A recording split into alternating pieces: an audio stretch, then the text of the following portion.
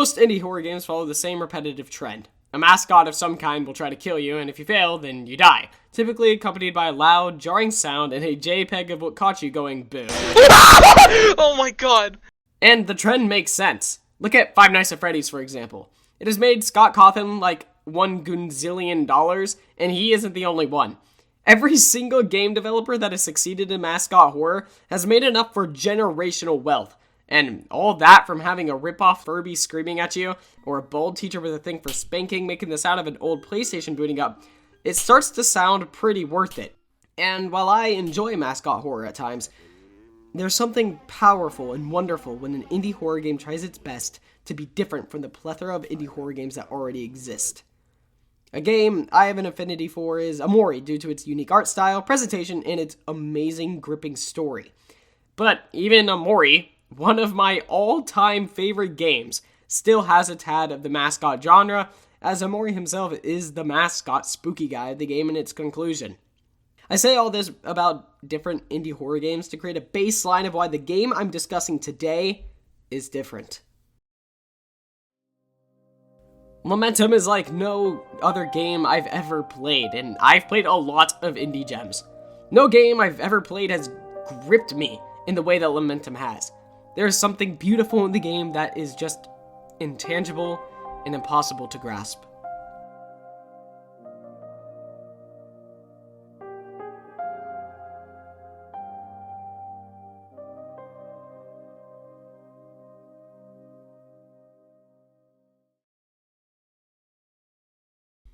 When you try to start a new game, you have to choose two things first. Difficulty, which is, your usual easy, normal, and hard mode, and whether or not you want to play with limited saves. Limited saves are one of the most crucial bits of what makes Lamentum work, as if you could save whatever you wanted, the game would lose touch with you, and you would miss out a lot of what makes Lamentum scary. After reviewing the controls, which you should, by the way, please don't try to skip the control page, you freak, the game officially starts. The camera pans from a sunset and down to the protagonist of Lamentum, Victor Hartwell. Victor is an aristocrat who, assumedly, is successful in his area of New England. His first remark can be seen in the dialogue box at the bottom of the screen, which establishes instantly how the game's story will be told when dialogue is necessary. Victor will sometimes give the player hints of where to go or what to do next, whenever presented with kind of a standstill in gameplay. Now that you're in control, your first instinct will likely to be to sprint right to the shiny thing on the screen, which, if this is your first thought, you're a fish. You, sir, are a fish. The eye icon above Victor when near the fountain is how you'll be able to tell what to interact with around the world of the game. And let me tell you, you will become addicted to searching for the eye icon anytime you're lost because it keeps you motivated to keep looking for random items littered throughout. Lamentum is a game of detail. Talking to the old man on the bench, he will reveal that he is reading a book written by the legendary Gothic writer Edgar Allan Poe, titled The Mask of the Red Death. Edgar Allan Poe was one of the most influential and important writers of his day, and though his success only occurred after his untimely death. An important thing to note about this, though, is that Poe's wife, Virginia, was suffering from a disease at the time that he wrote it, which, I'm going to say this a lot in this video, I'm just prefacing that now, will be important later. The old man then says important lines to understanding the story of Lamentum. You shouldn't confuse hope with impossible longing. Death is inevitable for us all. To the right of the edgy old man is a dead robin. Victor will remark, poor bird, upon seeing it. And I know I just went into a long tangent about Poe, and I don't want the whole video to just be like a symbolism glazing session, but it's important to note that dead robins represent birth, death, and rebirth, which are important themes in Lamentum. Now, I know what you're thinking. I need to touch the shiny thing, and when interacting with it, you will be able to receive your first optional pickup item. You can pick up the coin, which seemingly serves no purpose as of now, but it will be vital to the game looking for one of the endings, so just let me cook. Finally, to progress, you must go to the flower bushes to the west of the fountain. Once here, Victor can interact with the bottom bushes that contain lilac, the middle statue of Aphrodite, and the northern bushes full of roses. Returning to the center of the map will summon Alissa. She greets Victor with excitement, and the two sit on the bench where a somewhat obvious backstory drop happens. Victor and Alissa are newlyweds, both from families with enough prestige where the patriarch matters greatly. They share a story of their first romantic interaction where Victor and Alissa stumbled their way clumsily through their first dance, and she just played piano for him. This ends with Victor stating, "With your beauty, a long wait is always rewarded." The screen pans to the sunset as the lovers share a moment. But this is Lamentum, not Happy Joy Fun Times 2. Lamentum teaches the player quickly that feeling joy is stupid and will only be punished. The screen turns gray as Victor laments over the happier times. The colors seen in the opening of the game will never be that vibrant again. A year later, Victor finds himself home, sitting alone in a massive chair and pondering by a fire before he realizes that Alissa needs her medicine. You are once again in control, and because you're a silly little fish guy, you chase the shiny object on a table on the east side of the room. You discover a note. Notes will be the main source of understanding the story of Lamentum, so I hope you like reading because honestly, the whole game is just a novel disguised as a indie horror game. The letter reads, "Dear Victor, I cried when I received your letter. Alissa is like a sister to me. My heart is broken. I still remember those happy days we spent together when we were girls. She was always the most daring and got into such trouble. I never imagined that Alissa could fall into such an illness. She was always so strong. Do not lose hope, Victor. Alyssa's a fighter, and I pray every night that she overcomes. You must never give up. She needs you now more than ever. My love, Leonore Ferrer." It's clear now that Alyssa's condition isn't a cold, but something much more devious. Likely noticed the sparkle at the bottom of the room, so naturally you'll chase it because... You, sir, are a fish. Dear Mr. Hartwell, I am afraid I have ill tidings. As you requested, I have contacted some of the greatest medical minds with the intention of finding a potential cure for your wife's affliction. Unfortunately, I must inform you that despite my best efforts, no effective treatment has been found. Your wife is not long for this world, so treasure the time you have left. However, you should continue administering the medicine as prescribed for her daily and increase the dosage if her pain persists or increases. Much to my regret, it is my duty to prepare you for the inevitable outcome. Dr. R. Abrahamson. The note reveals that Victor has been trying his best to speak with the best to cure his wife, but even the greatest minds of the time couldn't find any room to improve Alyssa's condition. It is also revealed that Alissa is not just sick, but fatally ill. The doctor advises Victor to treasure the time he has left with her before she passes. And by the way, I looked up Dr. R. Abrahamson, but the only, I guess somewhat related thing I found was some professor named Hannah who teaches at the College of the Holy Cross, which I didn't know existed until now, so I guess we both now. But congrats, you have all avoided just another long tangent about symbolism, and we can actually play the game. Yahoo! Interacting with the rest of the room, you'll learn that there's still firewood in the fire and that it's midnight. This may seem like useless information, and it is, honestly, and doesn't serve a greater purpose to the game, but Lamentum is already teaching you that the world only exists if you pay attention to it.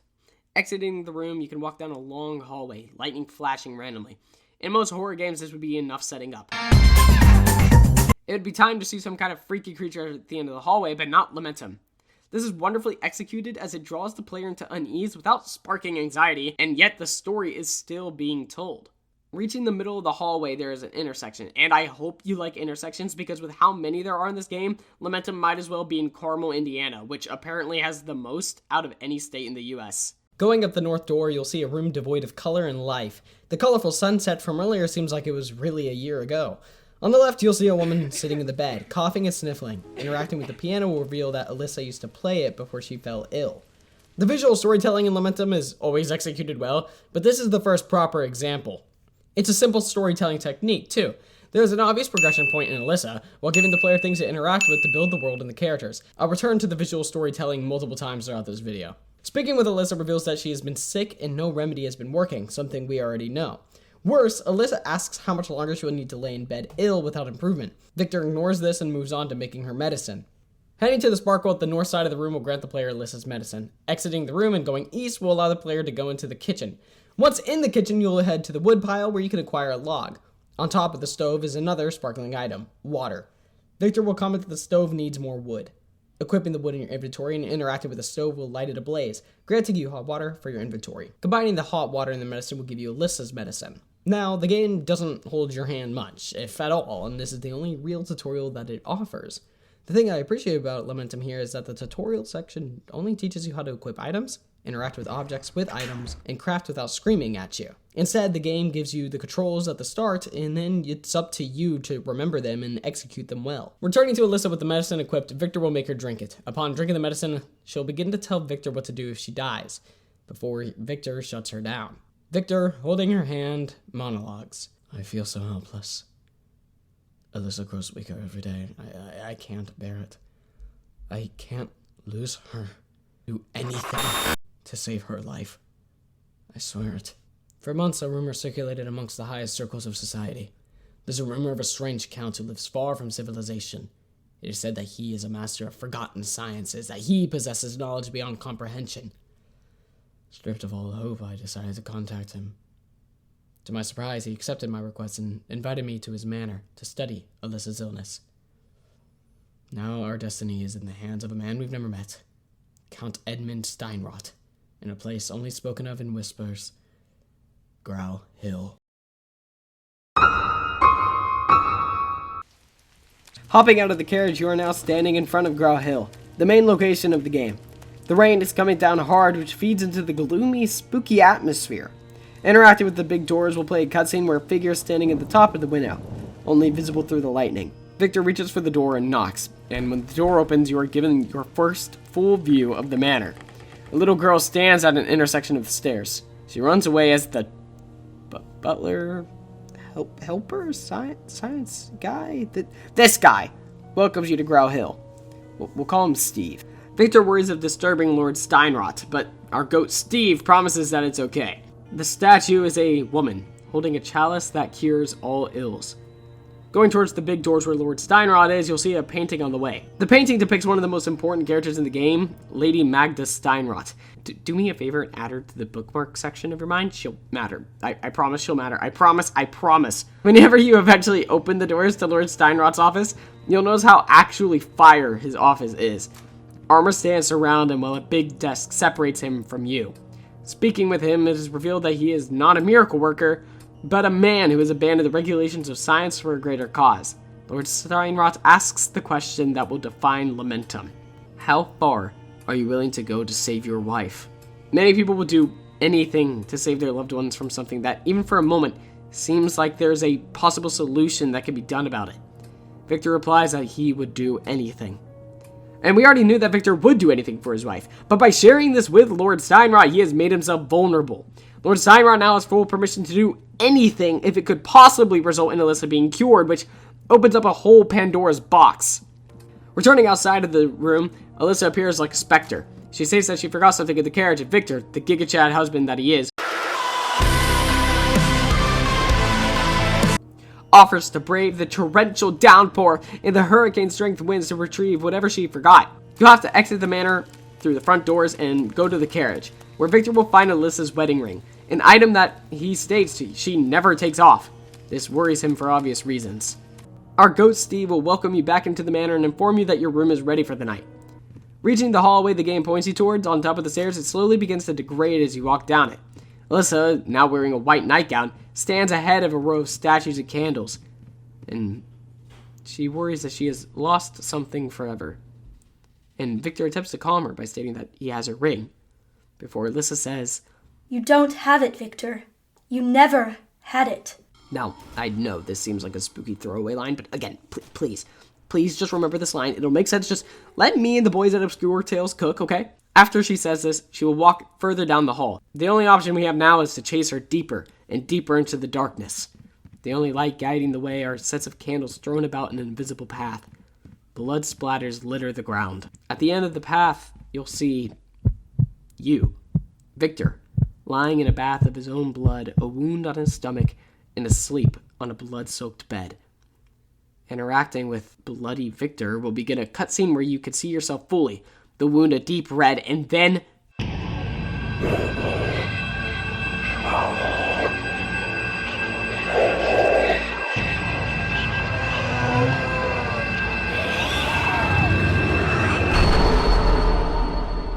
waking up from the visions, you'll see that you have taken bleeding Victor's position.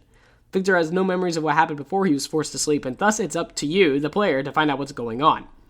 Picking up the item on the nightstand, you acquire your first bottle of laudanum. Throughout the game, you'll find half bottles of laudanum that you can use to create full bottles using the crafting mechanism, or, if you're lucky, whole bottles. They seem to heal you to the max anytime that you drink a full bottle of laudanum. Speaking of health, the only gauge that the game actually gives you is the cod red bordering and the icon of Victor in the menu, which, upon becoming closer and closer to death, will turn more and more rotten and ghoulish. The lack of a health bar is jarring, but eventually it's easier to tell that red screen equals time to heal than even really a health bar would, because, room for error and all that. Real-life laudanum is a drug filled with morphine and codeine used to treat pains and coughs. The content of laudanum was so tough that it earned the nickname the whole opium, which basically means it would absolutely destroy you if you took it without reason today. It's now only used for, diarrhea, so, at least Victor has that going for him. Drinking the laudanum, you're healed, and you can now play without the red border. On a desk is another note. We've believed his lies all this time. How foolish we were. Is there any hope for us? Maybe. Maybe there's something at the Count's office that can get us out of here. I've bandaged your wounds as best as I can, and I left something on the table to ease the pain. I'll close the doors to keep you safe. Please don't leave this room. The letter is unsigned, which causes Victor to theorize that it was Alissa who wrote it. The he mentioned in the letter seems like it's referring to Lord Steinrot himself, and the mentioning of something in the Count's office gives you a clear end goal. Crossing through the table, you'll be able to pick up your first bit of ink. Ink is the save mechanic and is a limited item, so be wise when using it. The developers confirmed with me that the game is very inspired by Resident Evil, and its limited save feature can be felt throughout the rest of a playthrough. Resident Evil was kind of like the OG when it comes to survival horror, so I'm not that surprised by this. Exiting the room will present you with 3 doors in the hallway, 2 to the left and 1 to the right. Entering the direct door to your left will lead you to a disgusting bathroom. Inside the bathtub is a lockpick, and when looking at the mirror, Victor will reveal that bloodlines are all over the glass. Could someone have grabbed a shard of glass to defend themselves from whatever hurt you? Or did someone just have a generational crash out and just started beating the hell out of the mirror? Exiting the bathroom, going into the next room to the left will give you more items to interact with. Note the wheelchair in the corner, the giant web, as this will be an important thing for the character later on. And by using the lockpick, you could acquire half a bottle of laudanum from this chest. You don't really care about that, though, because you're probably hearing the crying and every alarm in your head is going off. Picking up the key and looking through the wall reveals a little girl crying on the other side. Victor will promise, the first of many promises he will make in Grau Hill, to free her. The key you got won't work on the door at the bottom of the screen, but the door at the top right of the hallway. Once using the key and entering, you'll be naturally guided by blood splotches to the right, where our first enemy is encountered, hovering over a woman and devouring her flesh. Quickly picking up the porcelain doll, you run out of the room. Victor will kneel, and the game will tell you one thing. When Victor is near a monster, his physical and mental stamina will suffer, and he can't run indefinitely to escape. Now, this is a necessary feature, given how fast Victor can run, and how easy it'd be to just run away from every single fight in the game if he could just go and go. So this is kind of like a checks and balance thing with how fast Victor can normally run. The Corrupted Servant is the game's first enemy, and by far the most basic. They have a basic swipe attack, and that's really all they could do. They're relatively harmless as they aren't very large and have little to no range, but they also communicate one clear thing to you. Grau Hill is no longer the same place it was just 5-10 minutes ago. Returning to the cracked room and handing the doll to the little girl, she'll stop crying. And once you leave the room, you'll hear... And now you can just proceed through Grau Hill. A little girl can be seen skipping away as Victor calls for her, but she disappears before he could get to her, and Victor is left alone. It can be surmised that the girl crying on the other side of the wall is the same as the skipping girl. Before moving on, remember that this door has a symbol on it, as this is another mechanic that the game's progression relies on. Grabbing the map on the left really isn't necessary, but I would highly recommend it for your first playthrough. A hole in the ground keeps you from heading the way the skipping girl went, but you could push a box out of the way down south and pick up the jewelry box on this table. If you go to the room to the left, you'll see a little girl's playroom. Toys are strewn about, and the word Dad is written out by the alphabet blocks. Heading up and down the hall to the left will bring you to the art room. This is a very important room as it gives some secretive lore details I'll talk about later and gives you 2 very important things. A 4-number code and half a broken blazon. By leaving through the south exits, you'll see another locked door with a symbol on it and another hole in the floor. Finally, heading south once more, you'll be able to see the centerpiece of this section of the game. The lobby and the statue in the middle. But the statue is no longer a woman with a miracle goblet, no, but a creature similar to the corrupted servant eating someone. And for a moment, I'd like to commend the art direction for this game. The colors in the center of Grau Hill are beautifully lit and realistic, creating the perfect environment and aura for the game. The pixel art style of Lamentum was hugely inspired by a game called The Count Lucanor, another indie survival horror game with a more simple but still effective pixel art style. The developers also looked to the indie classic Yume Nikki for inspiration when it came to the art direction. When going west, Victor will comment on the hanging corrupted servant. In the west hall of Grau Hill, you'll encounter a bleeding man with a lantern next to him. A lantern that you could pick up once the man sadly passes. He'll give you a not so subtle hint on how to progress, which is just to find the next key. Looking at the fire in the next room will confirm that the key is indeed in the fire. The room to the left will contain an easy puzzle that requires you to put a shield-shaped object in the shield hole. We have the arch. The arch. The arch. You guessed it. The arch. The gun hidden behind the glass case is very intriguing, especially for anyone who bleeds.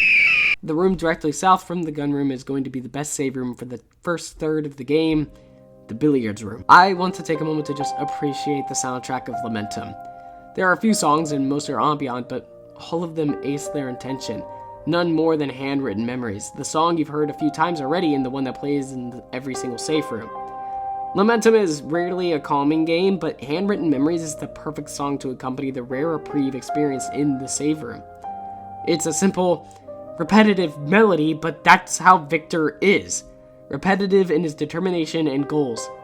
Hats off to Paco for making my favorite save room or sanctuary or safe area, whatever you want to call it, theme ever.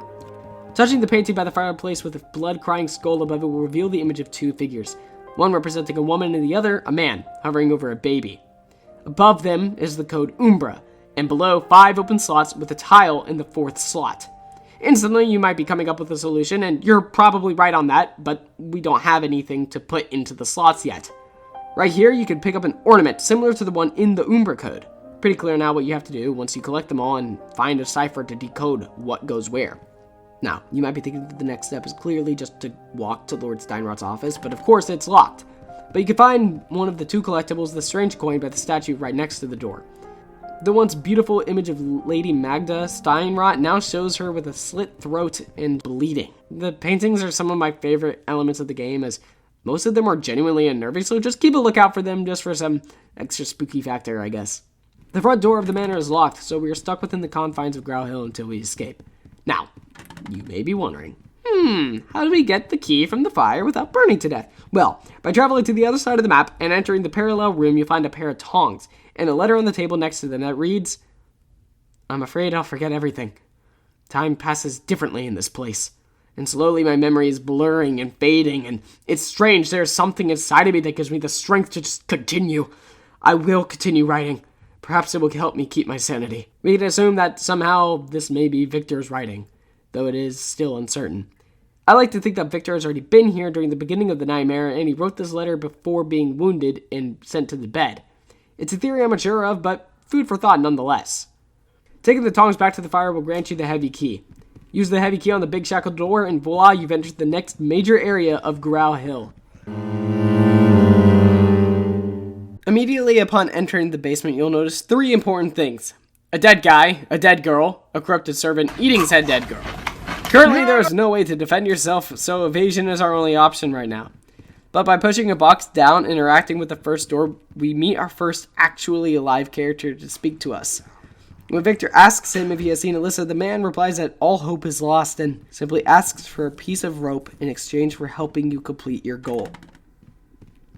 Lamentum does this a lot, giving you new goals on top of new goals, and it can be quite overwhelming, but I actually adore that. It's a game that hates you for wanting it to hold your hand, and one of the few negative reviews I found of Lamentum was someone complaining about being impatient, complaining that they had to look too hard to find things, which I freaking love. Importantly, you can find the second half of a broken blazon. Entering the only other non-locked door out of the 4 on the south side of the basement, you'll find a cozy room, other than the unmade bloody bed. But you'll find a heart key in another door, but the southern door just brings you into a close encounter with the corrupted servant. By breaking its ankles, you could grab a bottle of laudanum, but I don't really recommend this for new players unfamiliar with the game's sometimes nitpicky hitboxes to do this yet, as the half bottle really isn't worth the potential red screen damage you might take. And this is kind of a shared sentiment. Anytime there's possible items you could pick up, if it's a half bottle of laudanum, it's really not worth getting versus just not taking the damage in exchange. Looking at the sparkle on the table will show a cipher, which, as I said on my first playthrough... Oh, there's not a spooky guy in here.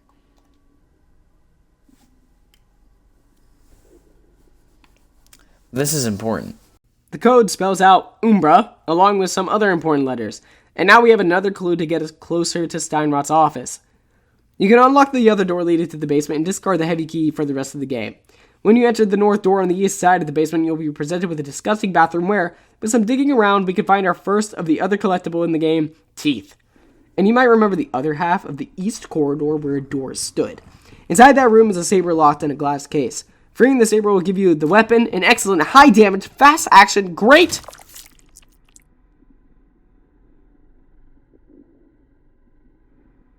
Whoopsie daisy. Okay then.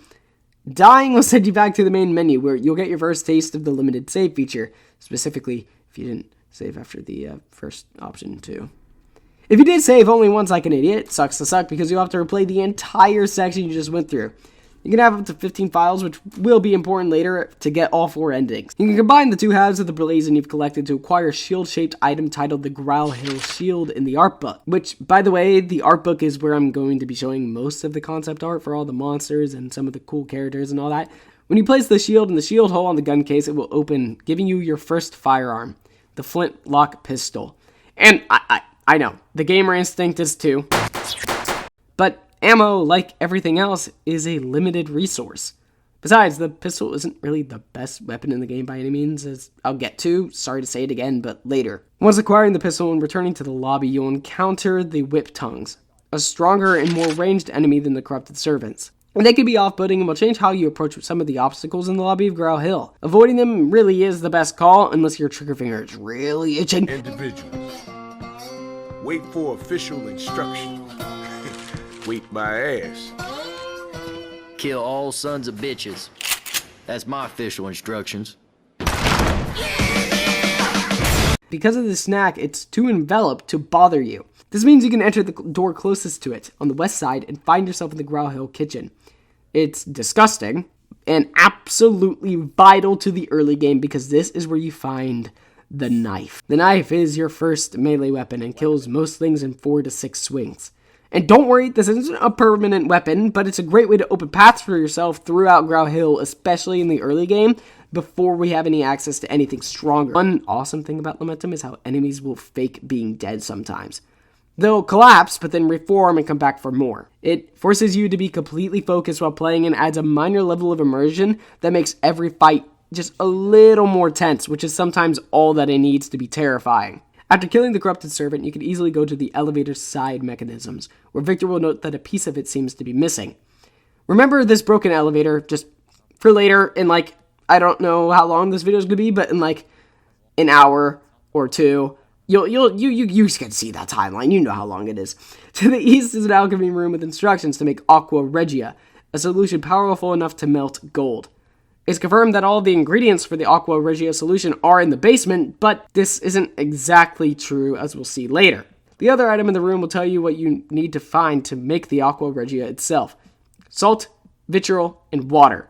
Trying to solve the alchemy table puzzle won't do anything for you because you don't have any of the ingredients yet, so just ignore it for now. Entering the top door in the alchemy lab will bring you to another extension of the basement where we encounter the next enemy, the Shuagoth. The Shuagoth? Is that how? Shuagoth.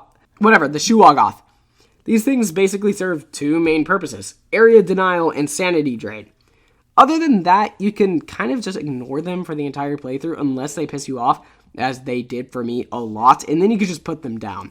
Walking all the way to the right, you will find some snoozing whip tongues that you can ignore for now. At the end of the hall is a corpse you can loot for an ornament. When you do this, all the whip tongues are going to wake up and try to kill you. Don't run too much because you'll lose all your sanity, but now that you have the ornament, you can exit from where you came back to the alchemy room, and we can ignore this room full of scary little whip tongue guys. If we go back to the kitchen where we got the knife and go through the direct north door, we can find the salt that the Aqua Regia recipe called for. Then, towards the east, is the next ornament needed. This room is actually done for the rest of the game, but be careful because the Shuagoth in this room like to move around and boogie, possibly cutting you off if you aren't careful with your routing. Now, we are kind of at a standstill, but by exploring through the lobby and upstairs, we can find the base of the rope holding a corrupted servant.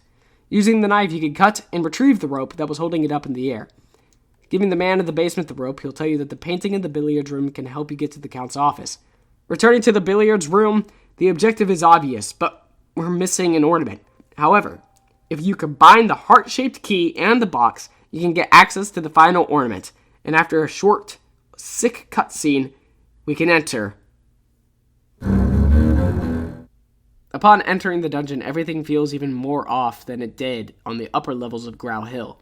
And in my opinion, this is when the game really starts to find its stride. Entering the unlocked cell and heading to the left, you can cut the spiderweb down with the knife you picked up earlier. If you somehow got this far without the knife, then you'll need to go pick it up from the kitchen to progress. Continuing to the top of the room, you'll encounter another mechanism which you must move to progress. Below, you'll find a note that reads, Luke, 3 years, blonde hair, brown eyes. He's giving me a lot of trouble. Needs ongoing care. He's useless. Aaron, 4 years, brown hair, green eyes. He is afraid of the dark and doesn't stop screaming. Rachel, 4 years old, blonde hair, blue eyes. Very weakened by lack of adequate nutrition. She still refuses to eat. Mary, 3 years, brown hair, green eyes. Note that Mary's name doesn't have a weakness after it. It's just the facts. With nowhere else to go, you'll go back towards where you came, and before you can make it, a voice will call out to you. Speaking to the creature, man, thing, it'll tell you that the little girl you saw earlier, the one that freed you, is the key to fixing everything. You are then asked a game-altering decision. Have you seen Mary? You can answer yes or no, but choosing no will piss him off, and he'll call you out before sinking back into the hole. Once you leave the room, you'll encounter the discarded sapling, a terrifying type of enemy that seems to be directly linked to the list of young children we read about earlier due to its baby-like appearance. They're insanely weak and pose honestly even less of a threat than the corrupted servants. On the east side, we can find another mechanism and a ladder. Heading to the west, you'll find a child's room. There isn't much of a purpose for this room other than some world building. I believe it seems to be one of the rooms where possibly a child that we saw on the list was kept. The word die is written out on the letterboxes.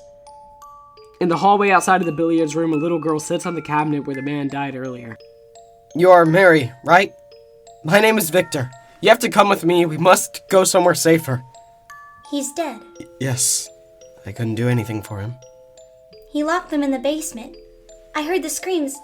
Actually, it was quite fun. You don't know what you're saying. This is a dangerous place. Come with me. Maybe I can find a safe place for you. I don't need your help. I know how to take care of myself. You know, I heard how you were talking to that monster down there. Why did you lie to him? You've been really bad. By the way, have you found Alissa? What do you know about Alissa? Have you seen her? No, but I heard you talk about her. Is she someone important to you? She is my wife. I'm afraid she is in danger. If she's really important to you, you should keep looking for her. Mary seems like your typical creepy little girl at this point, but this is well done as now we have an aura of mystery around this random little girl who is also mentioned in the note written about the children in the dungeon. Returning to the dungeon and heading south will lead you to another child's room with a cipher written on the wall. You can find a broken doll and something is glowing in the wall. Barely out of reach. The tongs are the only way to grab something out of reach that we know of, so returning to the room with the tongs will give you the spiral key. North of the ladder and the mechanism is another child's room with a discarded sapling inside, strengthening the connection between the children that were kept at Grau Hill and these demonic, twisted baby things. The room doesn't serve a purpose except for granting another strange coin, which I promise we'll go into detail about later, and spelling out hell on the letterboxes. This raises some questions like, is what we're playing through real or just a nightmare? With the spiral key in hand, we can now unlock any doors that have the spiral symbol above them, a trend that continues with every key that you find relating to every door in Grau Hill. The door above the lobby will grant you access to a room covered in cobwebs with a wheelchair sitting inside. A note on the table gives us some insight about one of the other guests who were at Grau Hill when this all started. Today, I've reached Grau Hill. Edmund has told me that I am the last to arrive and has briefly introduced me to the other members. Victor has particularly caught my attention. I noticed the sadness in his eyes. I've not wanted to ask him why he is here with us. After all, I doubt that anyone wants to talk about it. Edmund says that the pact that we are going to seal goes beyond the written rules that govern the universe. When he talks like that, he reminds me of a miracle medicine salesman. I would not believe him if I had not seen with my own eyes what he is capable of. Anyway, I would follow the devil himself if he gave me the slightest hope that I could get out of this damn wheelchair. I hope the next time we meet, we can take a walk together. Hope is the last thing you lose. Or, as often said in these cases, yours, Wesley S. This note gives us direct confirmation of two things. Edmund Steinrot is indeed a miracle worker, not a scam artist, and the wheelchair we saw earlier belonged to Wesley, this mysterious character that we don't have all the information on yet. Unlocking the door in the basement will give you a moment to grab some ammo. You'll notice a ladder that you can descend to an extended part of what looks like the dungeon. Walking to the west, you can pick up a fire poker, a direct upgrade to the knife. Continuing west, you can ascend and find...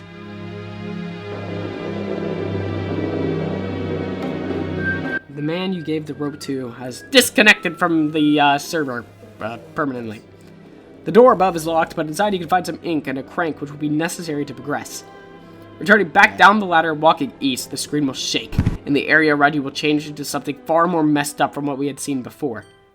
This is the first of what I call nightmare sequences. Nightmare sequences are parts of the game that truly explore Victor's psyche and the events that have occurred at Grau Hill preceding the events of the story. One of the coolest monsters of the game, and the new enemy for the nightmare sequence, is a shell spider. They attack with a little more range than the whip tongues, but are overall easy to deal with. I just think their design and just overall vibe is just kind of neat. Fighting or fleeing your way to the east side of the area forces Victor into a small room while he contemplates what's going on. The note on the table reads, Edmund is looking for new members of the pact who are willing to do anything, just like us. Some reach Grau Hill and leave shortly after, others stay. Edmund has shown great strength of will. He has done things that the old me would have loathed, but now I consider necessary. Will the reward come after the pain? Isn't that what Father Graham repeats over and over again? Sometimes I find it difficult to go through with all this. I wonder if it is the right thing to do. Alissa, I'm sure you wouldn't approve of what I'm doing, but it's my last hope of seeing you. Reading this note, which Victor confirms was written by himself, gives us some important information. Victor is going through a world of agony, but it's what he believes is necessary to quote-unquote see Alissa again. This line is curious because why wouldn't Victor be able to see Alissa? As far as we know, she is not dead. The note also introduces a mysterious character we haven't seen, heard, or interacted with, Father Graham. Returning to the west is the only option we have now, but as we continue to walk down there, something... Lamentum really isn't a game full of jump scares, which is part of why I enjoyed it so much when I originally played it, but the few jump scares that are in the game are executed well and make sense given the storyline and atmosphere. The important thing for progression is possessing the crank from the room where the guy committed permanent uninstall, and now that you have it, you can return to the dungeon. But before you can return where the crank would probably go into by the mechanism by the ladder, you'll notice Mary. Mary? Forgive me. About before, I didn't want to talk to you like that. I'm sorry. Nothing happened. Calm down. I know Alissa is important to you. I don't know where she is. If I knew, I would tell you. I came all the way to warn you. There is something wrong with this place. We have to get out of here. I cannot leave. I must go to the Count's office. Alissa might be there. My father's office is prohibited for me. He just makes me stay in my room. He doesn't want me to go into the garden or walk in the woods. Lord Steinrot is your father? Yes, but he doesn't love me. He's very inflexible with me and has forbidden me from speaking to anyone. You shouldn't be down here. You must find a place to hide. She will be back soon. There is nowhere I can hide. Who is she? I can't tell you. She could be listening to us. So now we have a lot of questions. 1, how did Mary get down here? 2, why did she talk to us like that earlier? And 3, who is she? The she's mentioning, not Mary, but by the way. Heading back towards the ladder and that mechanism we saw earlier, you'll see Wesley in his proper form. A decrepit, nasty, creepy, little, gross guy. All this making fun of Wesley is to ignore how terrifying his real form is. He transforms into a horrific spider monster in our first boss of the game. Wesley would chase you around, but the spider webs across the dungeon damage you and can trap you. You can either run Wesley around or fight him head on. Both options are very valid, as In my first playthrough, out of a panic, I just ran away. I just caught zombies, Wesley, all around the dungeon, until I found a moment where I could interact with the mechanism with the crank and climb the ladder. The ladder falls, and you're able to climb it to get to a closet with healing items. Exiting south, you finally made it to Lord Steinrot's office. There's a list on the desk. Edmund, Graham, Clayton, Wesley, and Victor. It's easy to assume that this is a list of all the people who are either present at Grau Hill or came there for help. It's unclear as it stands right now, but we know Edmund, Victor, and Wesley were/are all there. On the east side of the room is another small office. There's a letter on the desk. Dresden, March 11th, 1710. Today I arrived in Dresden, which will be my residence by now. All day I've been tidying up my belongings. There are so many trunks and boxes that I cannot find my old journal, so I thought it best to start a new one. Perhaps it's the most suitable. After all, I'm starting from scratch. I was surprised to find a small chest with ancient writings. I don't remember having them. The strangest thing is that they belong to an ancestor that I've never heard of. I'll read them tomorrow. They seem interesting. Hartmut Steinrot. Hartmut Steinrot is a new name, as we only know of Edmund, his wife, and Mary. Hartmut is another mystery we need to uncover now. Down the ladder, you'll enter the first part of the next main area of the game. On one of the bookshelves is another note. Dresden, March 13th, 1710. I've been reading the writings for days. I haven't even been able to stop doing it since I started them. They are fascinating. Most of the writings deal with the existence of two realities superimposed on ours. Two worlds and an entity or deity trapped between them. Are they the deceptions of a sick person, or is there some truth to them? Some of the writings are in Latin. I can hardly translate them, but there is a word that is repeated several times. Lamentum, the lament. Hartmut Steinrot. This note tells us that the events occurring at Grau Hill are likely caused due to two realities being superimposed, meaning they're multiple realities merging together. Also, we have the title of the game understood.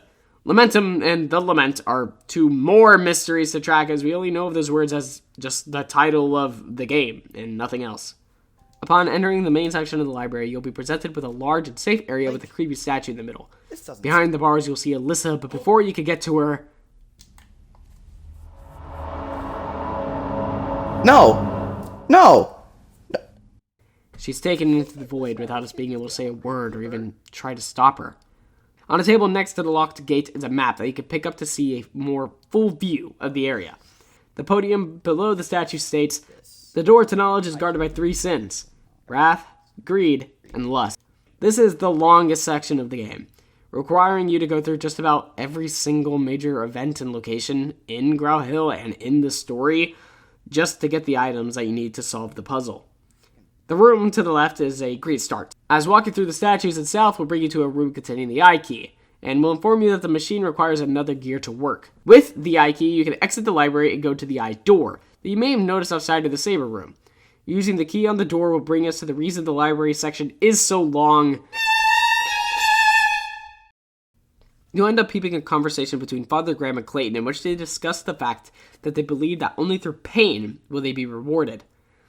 Clayton feels lament for what they've done. Approaching them, Father Graham will have vanished, leaving Clayton alone. You can speak with him, and he'll reveal that he thought you were dead, and that he is a talented musician, and that he just wishes he had his violin with him. And sadly, I looked all over, I googled it, I did everything I could, but there is no way to get Clayton his violin. You might notice that while running around, you're losing sanity for no reason. This is due to the garden's version of the Shu Ogoths, which will release toxic gas into the air when you stand too close. They really aren't that dangerous of enemies, but they're very good at forcing you to play certain ways, having to dodge and weave your way through other enemies much more carefully without risking losing all your stamina. You can kill them, but doing so will require patience. The top left gate will throw you to a tight hall surrounded by statues that spit fire. That deals damage when you touch it. At the top of the hall is a gear you can remove which turns off the statues. You can return to the broken mechanism back in the library and put in the gear. Doing this will trigger the once broken down statues to start spitting fire like the ones in the other hall did before. The door to the right will let you enter a small room with a letter addressed to Lord Steinrot on the table. Dear Edmund, Although we have taken different paths in our search, our objective has always been the same. The knowledge that you accumulated over the years has given you hope, yet my learning has only served to add weight and sorrow to my soul. I have sought through music to get closer to the divinity of the human spirit, and as you well know, my efforts have not borne fruit. Why can't I have the gift that I want so much? I will be forever grateful that you thought of me to join in the search for it.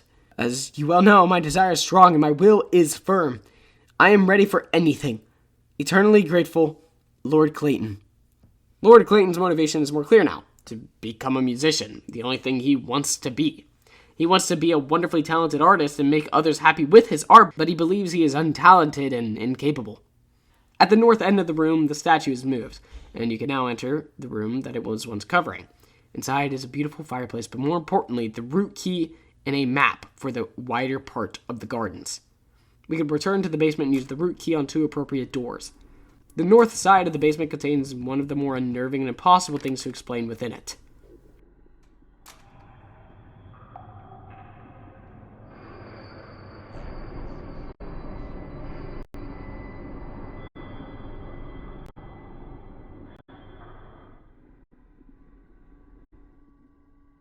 You can find a piece of paper below. I can't stop thinking about what I did. I hope you rest in peace among my dear muses. I don't know what this means, honestly, and this room serves a purpose that I think I can only understand after only beating the games multiple times and writing this script. I'm still not sure, but I think it's bad. Head south in the basement, unlock the door, and interact with one of the objects to receive more instructions for the Aqua Regia. Remember, we needed arsenic, salt, and water to make the concoction. Since we already have the salt for the kitchen, we only need to find the water, which was taken to the garden somewhere, and the arsenic, which thankfully can be found in the same room, is an easy one to grab. 2 out of 3, just gotta find the water now. You can return to the hallway above the billiards room where another root door is located.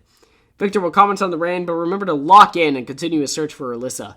Directly in front of you will be a few boxes of fertilizer, which we need to take note of for, you guessed it, later. In the middle of the intersection, in the most southern part of the path, you'll encounter one of my favorite enemies in the game, the rooted corpse. I love these things because of their 2 forms, because they only take damage from every second hit.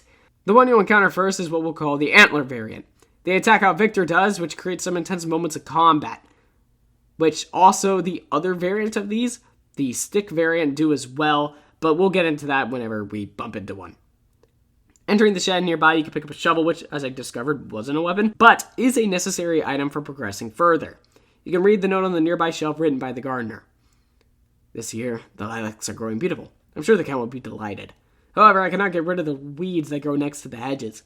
Maybe I could use strong water to burn them. I know Lord Steinrot makes chemicals in the basement lab. I've used strong water. I shouldn't have. The smell is irritating. I'll put it in a jar and just bury it under the boxes of fertilizer. This tells you clearly where the strong water is. Again, Lamentum doesn't do much to instruct the player unless you pay attention. And like I said at the start of the video, you need to pay attention and interact with every part of the world to get the full experience of Lamentum. This is just another plea with you that if you're currently playing through the game with this video as a guide, you are taking time for yourself and not just speed running using my instructions. Add strong water to the mixture. But I know what you're thinking. Dig up the strong water and go make the Aqua Regia, which we'll get to, but for now we're going to focus on something other than achieving our chemistry degree. The only way to go now is north. A new enemy, the poisonous tuber, is another one of the main enemies in the garden. Tubers are the organs where plants keep their nutrients, suggesting that whatever caused all of the horrors of Grau Hill is influenced in the real world, possibly through physical matter, like how the corrupted servants were people, possibly. The attacks of the poisonous tuber are the same as the poisonous flower, but now they're mobile. They're easy enough to kill, but like the poisonous flowers, you do need to be careful of the inherent risk of losing all your sanity when running around them. The northwest is a good way to go, as it will bring you to the first of many hedge mazes throughout this area of the game. Running ahead, you'll encounter another rooted corpse, but remember how I talked about, the stick variant? This it is. Here it is, the goated variant. Ladies and gentlemen, the stick variant is quite possibly the best enemy in Lamentum, the entire game. The reason I'm glazing this specific variant is because fighting them feels like Elden Ring PvP. As you continue through the maze, you'll hear the worst sound in the entire game.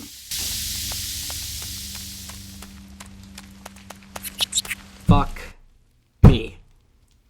The winged sucker, the only flying enemies in Lamentum, are some of the most annoying enemies I've ever encountered in any game ever. These things are Atlanta traffic. These things are actually brain-rotting, happiness-voiding, horrific, stupid sons of bitches. Anyways, making your way through the maze, you'll find a corpse lying on its own blood. Interacting with the corpse will give you the start of a 4-digit code, the first digit being 4. Returning to where you originally came and heading up the middle gate, you'll encounter a young woman. Victor and her have a brief conversation where she reveals that she was the one who patched you up, but also something haunting. I've always seen you alone at Grau Hill.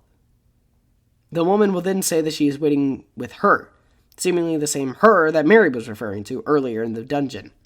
She'll ask if you want to wait next to her. Answering that she's alone will lock you out of most endings, while claiming you want to look for your wife does nothing and simply allows you to continue your journey with every ending still possible to get. You have to head west, but the path diverts.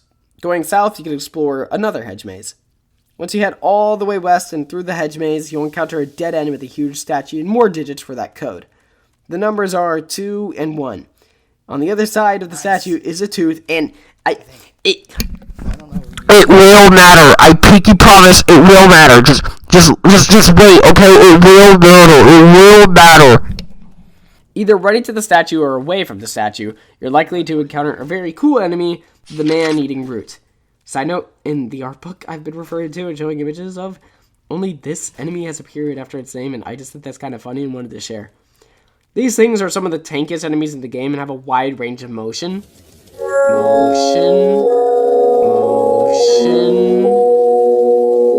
With their bite attack. They seem to be based off of Audrey 2 from Little Shop of Horrors, a popular movie and musical. Find your way to the north of the maze and you'll bump into the next gate, which also finishes the code with the number 3. Upon entering the gate, you'll encounter a huge enemy in the Snail Lady, a type of enemy that attacks in an AoE type of screech that does a little bit of damage if you stand within the aerial waves, but the real threat is the stun locking it might do to you to make you vulnerable to more screaming or just to other enemies.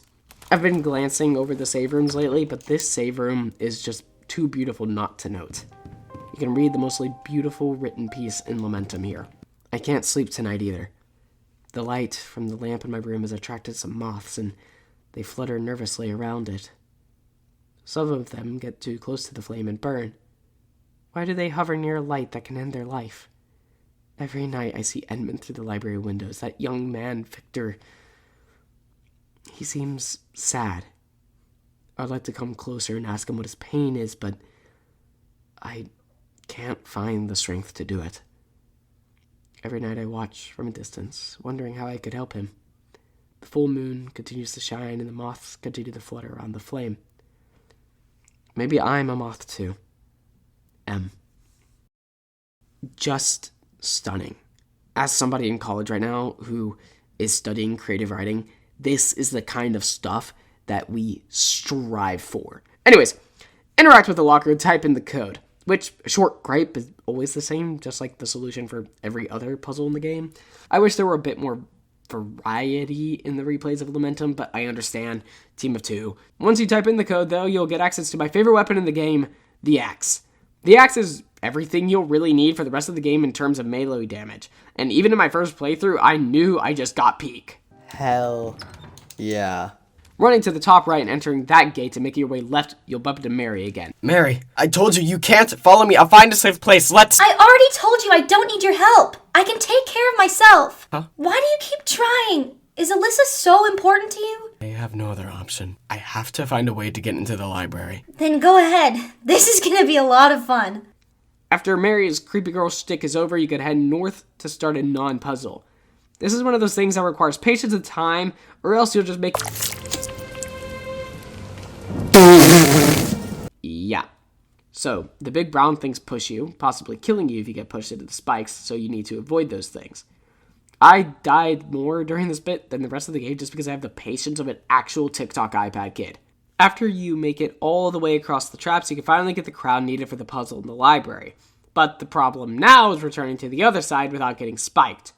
You don't have to go back to where the schizophrenia girl was, but instead of her, you'll see another cipher. And to get the place of the girl is a golden moth that has the moon key inside of it. By using the shovel beneath the fertilizer boxes, you can get the strong water, the last thing needed to craft the aqua regia. Return to the alchemy lab and combine the aqua regia with the beetle, and bam, you have the moon key. There are tons of doors all over the manor that can use the moon key, so Victor is plummeted back into darkness. We're in another nightmare sequence. You'll need to dodge and weave your way past multiple discarded saplings, making it to the end of the nightmare sequence, which is promising, because you could see Alissa and Mary before. Oh, not all. Once the two disappear, you can pick up a drawing of the two holding hands and a letter to Leonore, the woman who first wrote us in the beginning of the game. Dear Leonore, I've barely spent time with Victor since we got to Grau Hill. Every night he meets Edmund in the library, and the next day he is too tired to spend time with me. I know something is tormenting him, but he doesn't want to talk about it. He asks me to trust him. He says that with Edmund's help, he will find a way to heal me. However, I think that is a wasted effort. Time passes slowly in this place. A few days ago I met a girl when I was walking in the gardens. Her name is Mary. She is Edmund's daughter. Strange that I haven't seen her before, and Mary's a shy girl, but little by little we have become friends. I hope to see you soon, Leonore. With all my love, Alissa. We have more clues about Victor's activities at Grau Hill that we haven't been able to see. He seems like he almost abandoned Alissa during her time of need, but for seemingly good reason, as he's trying to cure her of her illness. Victor's character is being twisted as we have to learn between what we play and what we are reading. Alissa and Mary haven't just met at this point either, but are actually becoming close, which is reflected in the drawing of them holding hands. To the west, you'll hear crying before being bombarded by a weak yet annoying enemy I call the Egg Spawn. These are weak enemies designed to drain the sanity of Victor and do little bits of damage to keep them from meeting the Egg Carrier. The Egg Carrier is a dangerous enemy capable of overwhelming you, but by playing smart, you'll be able to kill it. Chasing the sobbing will lead us right into a vision of the Spectre from earlier holding a baby before it teleports behind us, jump scares us, and suddenly we are in a family tomb. Victor confirms that the things around him are not dreams, though how reliable is Victor as a narrator given the fact that he doesn't even understand how he got hurt at the very start of the nightmare. As we know, he barely has any memories left. You can grab the heart-shaped amber medallion and read a note presumably from Edmund Steinrot. Could it be that Lord Steinrot was trying to use some evil magic to revive his wife, or is this some kind of or is this a self-deletion note, as we haven't even seen Lord Steinrot the whole time? God, YouTube's cooked. You can read the inscription on the tomb, which tells one important detail. The death of Magda Steinrot was sudden. This suddenness is something unlike Victor's own experiences, as Alissa died long and suffered for a while, but this also gives more motivation for Lord Steinrot's possibly drastic actions if his true intention is to revive his wife. In the south of the tomb, you'll find a statue with two figures, one of which is wearing a long, pointed mask, and the important thing is what the two guys are holding. A blunderbuss. And we'll come back. We'll come back and grab it later, guys. We'll grab it later. We'll grab it later, guys. Yay! When you exit the tomb and head to the right, you'll encounter Clayton, who, without his instrument, is feeling helpless, especially since she put a tune in his head that he simply cannot get out. Clayton is slowly losing his mind to the madness of Grau Hill. You can battle your way back through the gardens and into the manor, and back up the stairs to a room locked behind the moon key. In this room is a hole in the wall that Victor can force himself through, taking him to the other half of the upstairs section of the manor. Most of the doors are locked except a room leading to a locked case where you can find a piece of a musket rifle. And I wasn't able to complete the gun on my first playthrough, so we'll get to that whenever we go over like the 100% gamer edition. Beyond that is a safe room in a hallway being guarded by a corrupted butler. The corrupted butlers aren't much of a threat close up, but at a distance, their tongue attack stuns and damages you harshly, punishing you for thinking you could just mosey on in. These are some of the most difficult types of enemies to defeat in the game, and will be a constant struggle throughout. The final room that the corrupted butler was guarding will be a room seemingly designed to respect and cherish the memory of Magda Steinrot, with what seems to be her coffin present in the room. By placing the medallion on this painting, said painting will rise. With the help of Father Graham, I've moved the heavy marble slab and transported the coffin to my room. I've not had the courage to open it. My dear Magda, I can't bear to see you like this. Father Graham has cleaned up her remains in the bathtub and made the necessary preparations. That night I could not sleep and went for a walk in the gardens. As I walked, I seemed to see in the distance a dark figure carrying something in her arms. Who was that? I have to rest. I can't afford to fail now, not when I'm so close Soon we'll be together. Edmund Steinrot. Now we have some more confirmation about the earlier theory of Edmund doing this all for his wife, Magda, who has passed away, but it's also showing that he has seen the specter that we've been seeing in the nightmare sequences. You can exit the room and head to the far left room, where an enemy lurks. It has no name in the art book, so let's just call it the Ghoul. After killing the Ghoul, you can pick up the Mask of Misfortune, the other half of the masked puzzle from the tomb. You can either progress to the next area or return to the tomb to get the direct upgrade of the pistol, my glorious king, the blunderbuss. You are my son. Now, before we go back to Magda Steinrot's room, we can actually head north from Clayton and forward the path. While you're trying to make your way down the path, Clayton will interrupt you and beg you to hear the music she's playing.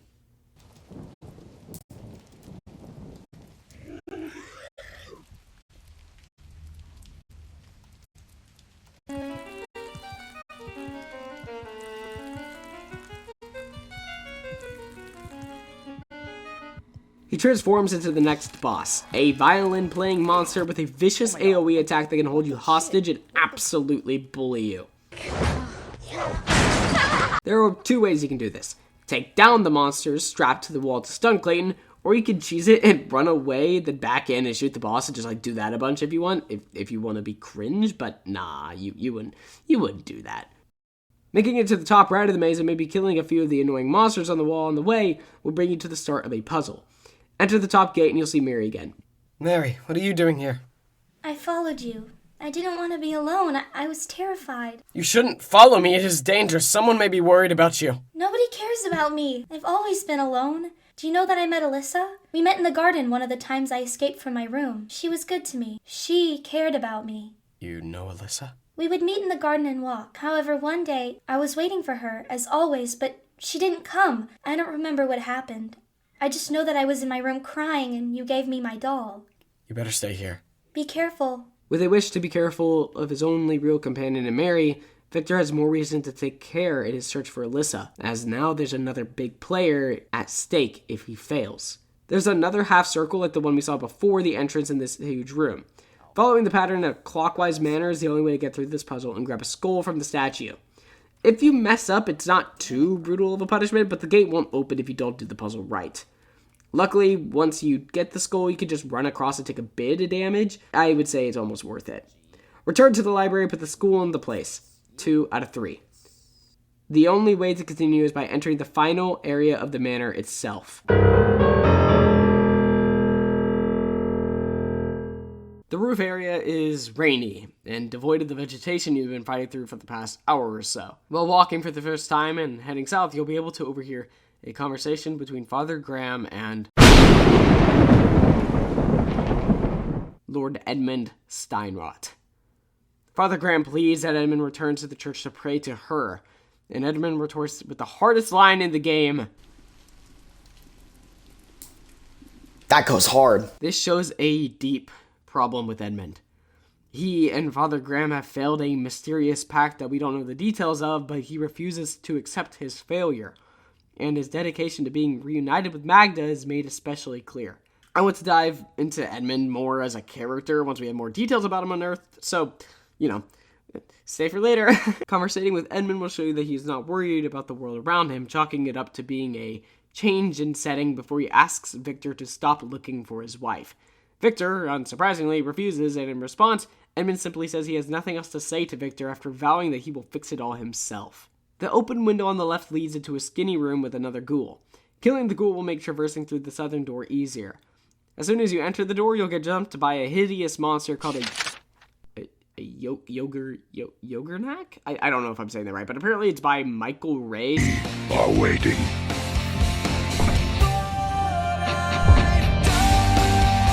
So, good job, Mikey. I couldn't find anything online to link to this enemy other than a yogurt brand that pays in whatever currency this is. The Yogurnak attacks with a fork and can be dangerous, but it is pretty easy to chain axe swings on. It won't take too long to take care of.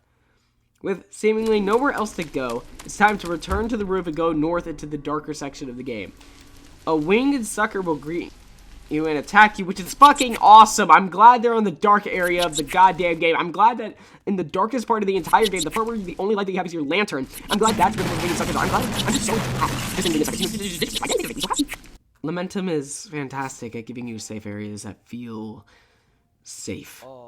The music, the ambiance, and the overall vibe of the places in Lamentum always communicate exactly what it needs to, which is that's just fantastically done. In the room through the north door, there's a puzzle. This thing eats me if I fuck up, I bet. Oh, I can walk on this up. Oh! The answer to the puzzle actually is really simple. You just need to have an idea of perspective. You need to look at the paths laid out at the start of the room and follow them in the perspective that the appropriate symbol is facing. It can be actually pretty tricky to get a hang of, even with like taking pictures on your phone, but it's not too bad once you get it. At the end of the final path is a statue holding a mirror, which we need for the library puzzle, of course, and a letter. My grandfather believed that there was no single god. He said that behind the stars in the dark, old forgotten gods dwell. Everyone believed he was crazy, but the seed of madness is something that runs deep within the Steinrot family. Is the god I was taught to believe in the one true god? It seems that whatever is happening in Grau Hill is a familial thing that started generations before Edmund Steinrot finished the job and plummeted the manor to darkness. Though we don't know who wrote the note, as I think the only two possible people that could have done it are Edmund himself or Father Graham. After completing the puzzle and acquiring the mirror, you'll need to exit the way you came. When you exit, Mary will be sitting on top of a bookshelf next to the entrance. Mary, what are you doing here? I had to run away. She found me. She? Who is she? I can't tell you. She's listening to us. You know, I wish I had someone who cares as much about me as you care about Alissa. Mary. I wish I could help you, but I don't know how to. I'm afraid something will happen to you. Calm down. Everything will be fine. I will be back soon. Please, be careful. The number one question left is wondering who the she actually is. An idea you might have is that the she is Alissa, and whatever is happening has corrupted her, hence ruining the Alissa that Victor married and endangering everyone at Grau Hill. Or the she could be something Mary is making up, or even Mary herself based on what Wesley has said earlier. It raises a lot of questions, and it's all questions we have no answer for. As you're returning to the start of the roof area, you'll be thrown into another nightmare sequence. It's much of the same, but another enemy appears halfway through. The walking famine is a disgusting enemy we'll see a lot more of later, and I'll go into more detail whenever this thing is more of a threat. While walking further into the nightmare, a fly spreader will start spreading its flies all over. The flies are weak and seemingly can be stunned by the lantern. They die with one swipe of your axe, and a shot will do as well. They have a brutal chain between their strong melee and their flies. They're a sign that Lamentum is really starting to challenge the player, especially on hard difficulty. I personally love the fly spreader for being a consistent challenge. The end of the nightmare sequence is led by a series of demonic cult figures. Following them, you'll see a cutscene of these weird dog creatures wearing religious garb. At the end of the sequence is a vision of Victor, presumably Lord Wesley in the wheelchair, Lord Clayton, Edmund, and Father Graham surrounding a table in a church. The table has a goblet of overflowing blood on it. In the distance, a piano plays a repetitive tune that we haven't heard the entire game. Following the music brings you to a bonus room on top of the roof. A man in a mask is the one behind the melody, but he can't stop playing no matter what, for reasons that he can't understand. A note on the table, probably written by the man on the piano, reads, "I have reached Grau Hill. Lord Steinrot has been very kind in allowing me to search the family archives for old scores. I've been looking for several days and I've found some very strange scores in the library. I need time to order them. Have I finally found what I was looking for? After years of searching, I can't contain my excitement. I've woken up with a fever. Something strange is happening at Grau Hill, but I can only think of playing the melody of the score. What is happening to me? I hear that strange melody in my head. I must start playing." Lord Clayton also suffered from this melody he needed to play. This may be a shared symptom of the woman who everyone seems to be talking about. The roof is done for now, and we have the mirror, so the only reasonable thing to do next is head towards the library, except on the way Lord Steinrot will stop you. He begs you to stop your search, but Victor refuses. But you aren't Victor. You can actually get your first ending here. You can run away.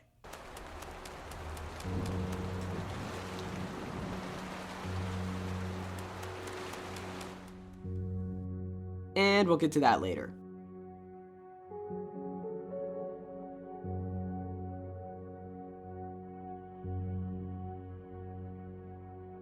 Finally, with the mirror, crown, and skull, we can enter the inner parts of the library. We're making progress, real, tangible progress, to getting Alissa back. Dresden, September 2nd, 1711. All this time I've been thinking that maybe I was crazy as my ancestor. Mad? What is madness? I've traveled and seen what he saw. I've seen a glimpse of the two worlds superimposed on ours and their inhabitants. My God, those creatures! They are here, among us, but we do not see them. I can't stop thinking about it. Hartmut Steinrot. Hartmut is beginning to lose his mind, but the bigger issues of the two worlds combined, and we seem to be feeling the consequences of such a concept through all the monsters and horrors of Grau Hill. The further we delve into the library, the more we learn about the lore of Lamentum. Dresden, 5th of September, 1711. I've been wandering around the poorer districts of Dresden for days. I've been asking, questioning, and I finally think I've got it. I've paid 10 coins, and they have promised me that no one will ask questions when the boy disappears. Am I ready to do it? Will I have enough courage? I know that I'm condemning myself for what I'm going to do, but the price to pay is small for all that I can attain. Hartmut Steinrot. Now we know the coins you may have been finding were paid to them, which we have no clue who they are or what it entails, but there's more to discover. Father passed away today. Before he died, he told me about a hidden family crypt. For what reason has its existence been hidden? I've gone through the old family records and something is wrong. Why were so many Steinrots removed from the family tree? This is clearly written by Edmund Steinrot about his father, Hartmut, the man who passed. The curious thing here is the final line of asking what happened to the other Steinrots in their bloodline. While exploring the inner sanctum of the library, you'll bump into another walking famine. Remember how I said I was going to talk about them? Well, now that's that time. They attack with a somewhat ranged, trap-like vomit attack. They're pretty easy to take care of, but with other enemies like corrupted butlers running around, they can become overwhelming and act almost as a combo support enemy. In one of the rooms nearby, there are more hints to the cipher that's been getting pieced together throughout the game. If you keep a record of anything, keep a record of the symbols and the corresponding letters, as solving the ciphers is pretty fun. At the end of one of the hallways, you'll encounter a man obsessed with writing named Rodri. Victor! Who is writing in blood. He's obsessed with finishing his autobiography, but his son is missing, though he doesn't care much to find him. A piece of paper most likely written by Rodri gives some details about his life at Grau Hill. Since we got to Grau Hill, we have hardly left this room. How long have we been in this place? David talks to me less and less. I know he misses his mother. Since she died, I've been writing all day. I hear a voice in my head telling me to write. I'm sure it's my wife's voice. I know Lord Steinrot can help me. I'm sure that if he gives me the opportunity, I can show him that I'm trustworthy. From across the room, David looks at me. I've run out of ink again. I need more ink. I need more ink. I need more ink. I need more ink. More ink. I need more. Only your imagination can tell you what happened to David. Behind a door, deeper into the library, is the site of a ritual. Corpses litter the room, and speaking to the only living man will reveal that the ritual was done out of devotion to her, and maybe some kind of mania episode. The situation is climaxed by the man ripping out his eyes in a horrible scene. The only way to progress through the library is to head northeast, then south, to find yourself in an intersection. There's a save room nearby, thankfully. I say thankfully because the monsters here are stronger than the gardens or manor by a long shot. This part of the game, for me, is the hardest, but because it's hard, it's also my favorite. The dark corridors call for the lantern to be necessary, and balancing what you need to clear the library is a dance between healing, your firearm, and your melee weapon. In one of the rooms in the southern part of the library, you'll find the Oruboros key. And Oruboros is a classic symbol of a dragon eating its own tail, which represents the devastation of death and the relief of rebirth. You can use this key all around Grau Hill, but we'll get to that later. There's a painting of a skeleton with a burning crown, similar to the one from the upper library, holding a bleeding baby. In one of the side rooms, you'll find a note. There is a paragraph that worries me from the excerpts of the book. It says, the vessel for the lament must be blessed by all six. Not all are valid, and many will be discarded from now. I have to check with Father Graham. And with that, we have confirmation that all of the ritualistic stuff across the game has been about the lament. The vessel needs to be blessed by all six, which doesn't make any sense because we know from the latest nightmare sequence that there were only 5 individuals present at the church during what seemed like a ritual. If that was the thing needed for the lament to have a vessel, then who is the vessel? We may have solved one mystery, but only more come from it. And Lamentum does this masterfully. While at its core, it's a short indie survival horror game, the real meat is within the mystery of Grau Hill. As you become more equipped, the enemies become less terrifying, sure, but in the monster's place is the unsettling mystery of Grau Hill that is told perfectly, where each time you think there's progress and understanding, you'll only have more questions that arise from it.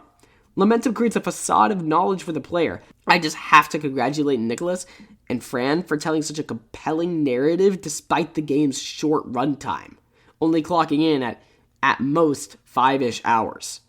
The door directly north from the room with the note is small. Statues are in a praying position, potentially representing the 4 men who ventured to Grau Hill in the hope for salvation.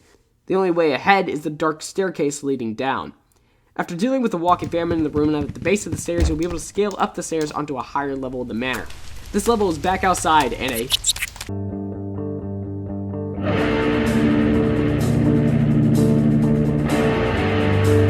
winged sucker greets you. The end of the stretch of outside ends with the mirror room. A cultish, alchemically resemblant circle is scribbled onto the ground. 7 mirrors line the wall, and 6 of them are broken. And a note is tucked onto the desk. I have been walking for hours between books that tell me stories that should not be told. There is knowledge in this place that should not be learned. Who is on the other side of the mirror?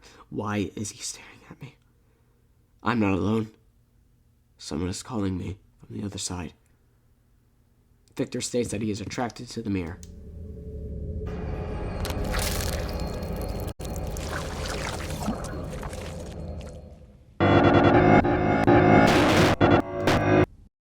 The mirror world is a corrupted version of our world, of Victor's world. We've entered the world that has corrupted Grau Hill, which is supported by a note written by Victor inside. Today, Edmund has shown me a glimpse of what he calls the other place. My goodness, what did I see? What was that place? He explained to me that it is a reflection of our world, but different. It is something like a dream, or rather a nightmare. That other place is like a ladder that you must descend. With each step you go down, you will get closer to the place where that being that Edmund calls the lament lives. That being has many names. Edmund says that there was a time when he was worshipped as a god. For hours he explained to me what the pact that we are going to make consists of. I hope I have the strength to do what he asks of me. Alissa, forgive me for what I'm going to do. We have complete confirmation that the lament is the god of the world superimposed onto ours.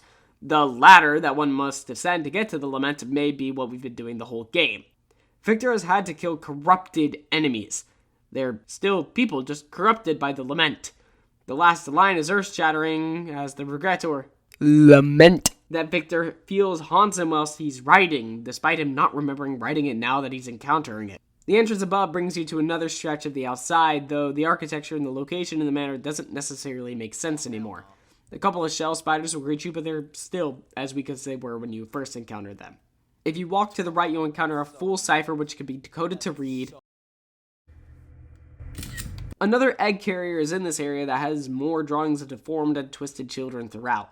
The symbols behind them will be necessary because of this puzzle.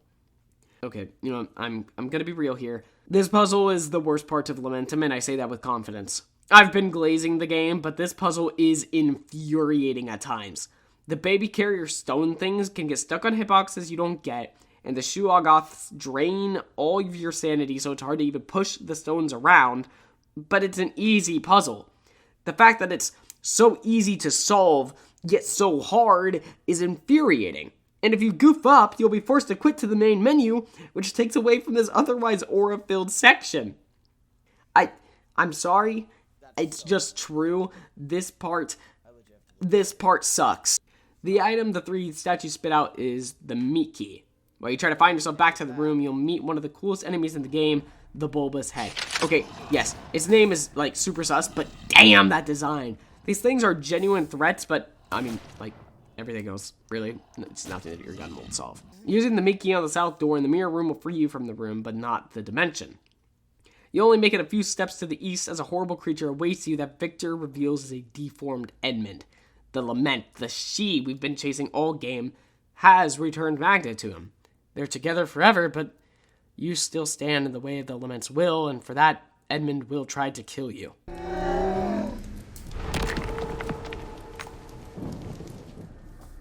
Father Graham greets you at the bottom of the bridge. He is emotionless and repeats, "After the pain will come the reward." The sentiment of the lament. You'll come to after a short moment of passing out from the pain. Edmund will then beg you to kill him. He regrets what he's done to himself and Magda, and you could choose to kill Edmund or leave him be, but this is yet another decision that alters the ending you'll get. The statues around this part of the mirror world, which we'll call the graveyard, are names or references from donors of the Kickstarter campaign. The folks at Obscure Tales had some dreams for Lamentum that they sadly weren't able to execute, like a whole other playthrough option after completing the game as Victor, where you play as a child, who I am just assuming is Mary, and get access to new endings. I appreciate the shout out from developers, especially whenever the ones that are getting shout outs are donors. It creates a very good sense of community, especially for a studio like Obscure Tales, which has 2 people running the whole thing. A fountain in the yard looks like a corrupted version of the fountain we began the game at. It's only been a few hours of gameplay, but it feels like a lifetime. The closer you get to the chapel, the stronger the enemies are, and as soon as you make it to the chapel, you'll see Alissa behind multiple gates and tombs. The mirror world has consumed everything. You'll be able to enter the save room for the final stretch of the game, but of course, Mary's waiting for you. Mary! Speak lower. She may hear us. What are you doing here hidden? It's my secret place. I used to hide here so I wouldn't have to go pray in the church. My father made me go several times a week with Father Graham. Father Graham was not good to me. I had to repeat some phrases that I didn't understand for hours. He would read something aloud in some strange language. Then there was an altar. I don't remember it well, but I know there was something wrong with that place. Do you know any other way to get to the church? I heard my father say there was a crypt under the family mausoleum. Maybe it's connected to other mausoleums. Please, don't go that place. It's evil. Don't worry, I'll be careful. I'm scared. Could you stay with me instead? I have to continue on, but your secret place seems like a good place to hide. You shouldn't leave here. I understand. Be careful. Mary is my favorite character in Lamentum by a long shot. She has a clear arc, and I find the beginning of her character fascinating, as at the start she says all these, basic creepy things out of fear for her own life.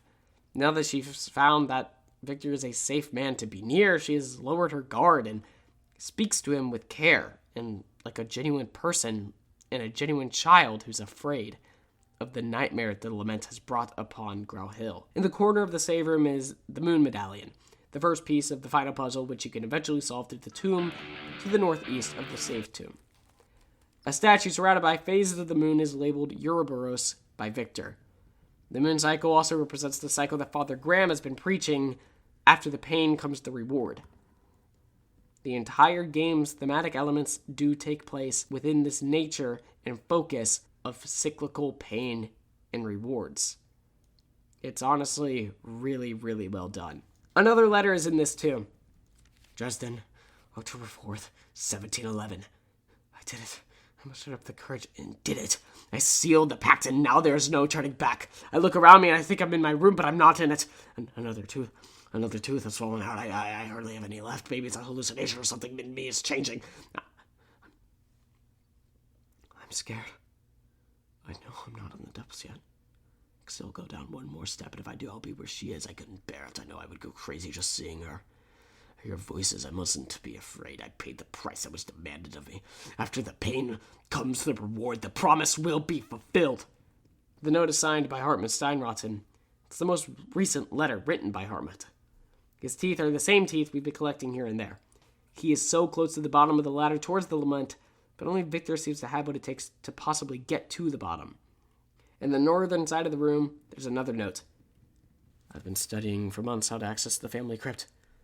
It seems to be related to the 4 sons of the founder. I've searched the family records and found only one entry regarding the location of their graves. Their remains rest under the watchful eye of angels. This isn't written in the style of Hartmut, so we can only assume that this has to be written by Edmund. To find the rest of the moon puzzle, you'll need to follow the directions of this note. You need to re-equip the shovel, which also I just really like. I just pointing that out. I like that the item matters again. And dig under all the angel statues in the yard. This is where all the sons of the founder of the Steinrot bloodline and the possibly original patriarch of Grau Hill were buried. And with the sons are the moon medallions. The yard of the mirror world is the second largest area of the game, probably only behind the gardens. It's inhabited by many of the final regular enemy of the game, the Collector, designed by Eric Hughes. Eric, bro, you cooked. Someone cooked here. Collectors are apparitions that swing a powerful slash towards the ground, which does decent damage, and they can also phase and avoid your attacks. More than a threat, they're kind of just really badass, because at this point, you're pretty decked out. The tombs are filled with valuable things, such as the hammer for the musket and more coins, and I will elaborate. I know I keep on saying that. I know this is like elaboration moment, Lamentum moment, Lamau, but I promise we'll get back to this. But for now, return to the tomb with all the moon medallions. Mary, are you okay? I'm sorry, I didn't want to be alone. Victor, can I ask you a question? When you find Alissa, will you come back for me? You now have to choose yes or no. Break Mary's heart or make an impossible promise. Yes, I promise. I was afraid that you would say no. No one has ever cared about me. Alissa was good to me. I wish I could help her. Don't be afraid. I will return with Alissa and we will go together. Just wait for me. The Oruboros statue has the key to the puzzle above it. Completing the moon puzzle will let you enter the crypt under the mausoleum. Getting through the crypt is a bit of a gauntlet, but it's completely doable with patience. But this is Lamentum.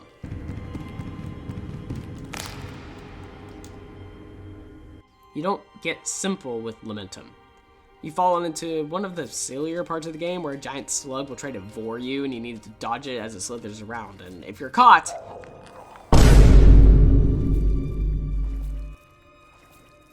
it's not a hard part to get through, and throughout the video I've been trying to really relate the experience of the gameplay to the narrative, but I genuinely could not tell you the story meaning for this section. I don't even think it's padding for a longer runtime because, the runtime is already short. I just think it's an out-of-place area right in the climax of the plot, and I'm not really sure how I feel about it. Keep trekking through the crypt and pop out the other side. Deal with the Bulbous Head however you want and exit through the steel gate. Then you've made it. Alissa is only feet away. You could run to her, but she tells you that you shouldn't be there.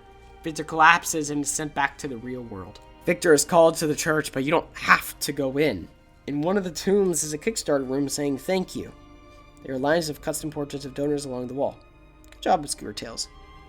But even if we want to do all this and just explore all the things that Grau Hill has to offer, there's really nowhere to go but into the chapel. The chapel gives you ink, laudanum, and ammunition. It's time to end things, but not before reading maybe just one more note. Edmund doesn't understand. He hides behind dusty books and rituals. He wants to find a way to make an exchange, a kind of barter. Foolish. We are dealing with a true God, a divine being. We should kneel before her and worship her. Edmund has surrounded himself with others that he can manipulate. He plays on their hopes and dreams so that he can do whatever he wants with them, but I see further than him. I know that sooner or later you will realize that faith is the only thing that can save us. Graham. Father Graham has abandoned everything in a religious fanaticism for the lament.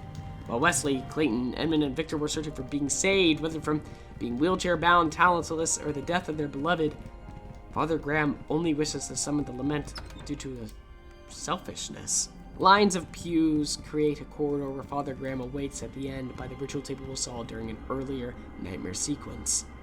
Father Graham reveals that Alissa is dead and that the lament has been toying with Victor, that he has used Mary as a vessel for the lament, and that Victor is the only one left in the way. Everything comes down to whether you will drink from the chalice of blood or not. Mary's life, Alissa's death, both are at stake and can be altered by this decision. But remember how I said you could just run earlier? Well, now I'd like to discuss that ending.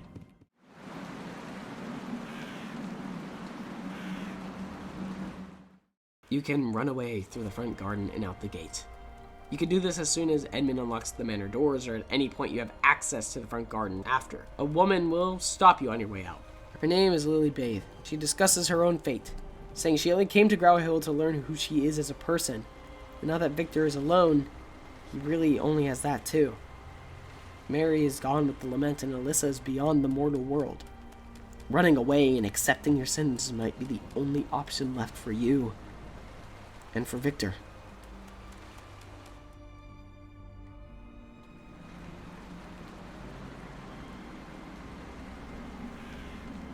I didn't have the courage.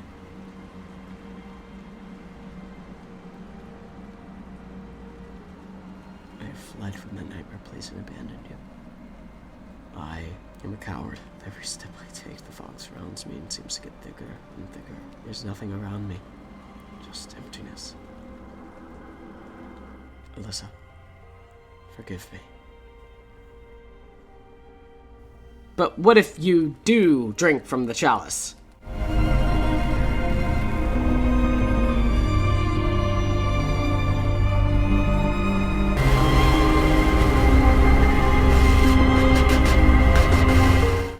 Father Graham will spout nonsense. The pact failed, everything has gone to hell, but the lament is near.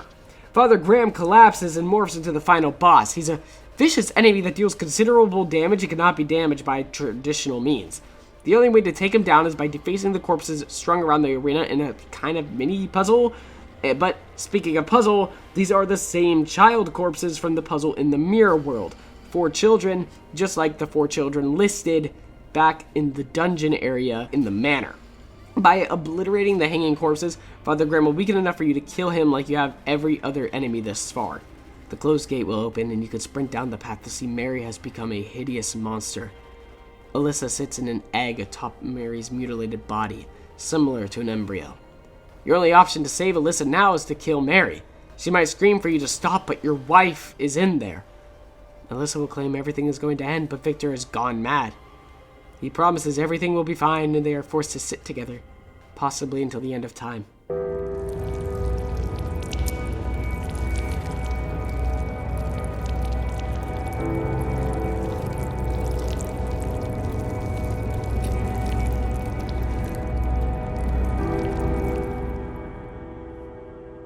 But what if you killed every boss and drank from the chalice?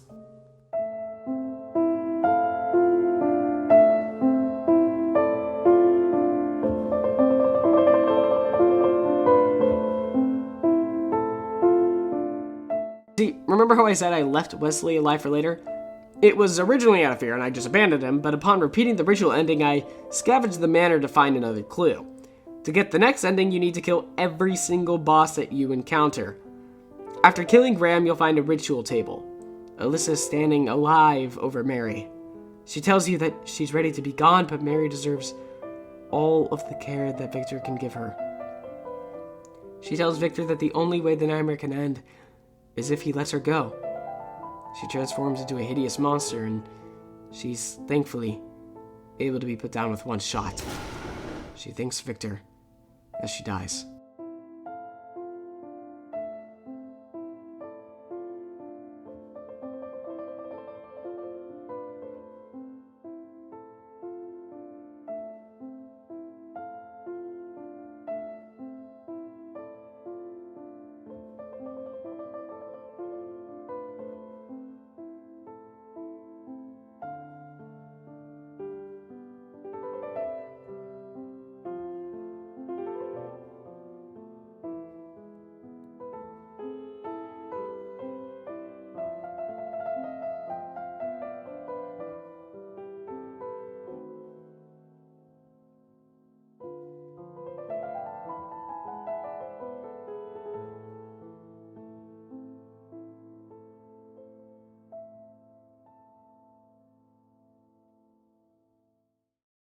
Alissa, I was blinded by the hope of being able to save you.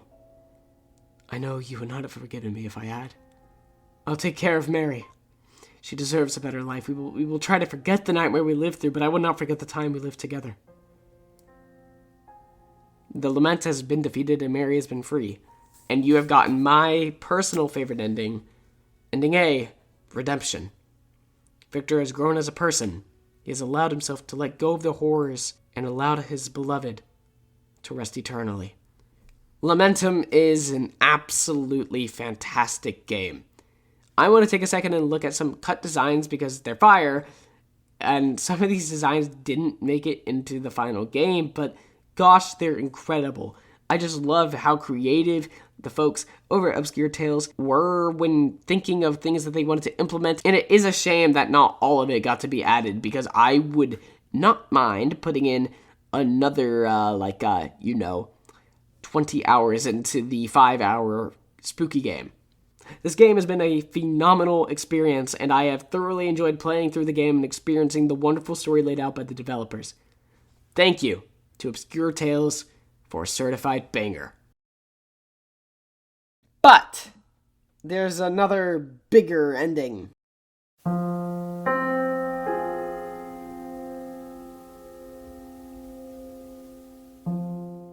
I've talked about the teeth and the coins the whole video, and I've been mentioning things that might have been used later. There are also so many mysteries that I just didn't find on my first playthrough. What happened to Roderick's son? What are all the doors that the Oruboros key can unlock? How much does Grau Hill have in store? I'm not going to waste any more time. This video is already long as balls. Once you load at the start, you need to toss the coin on the ground into the fountain. Victor and Alissa sit by at the start. This will matter later, Lamau.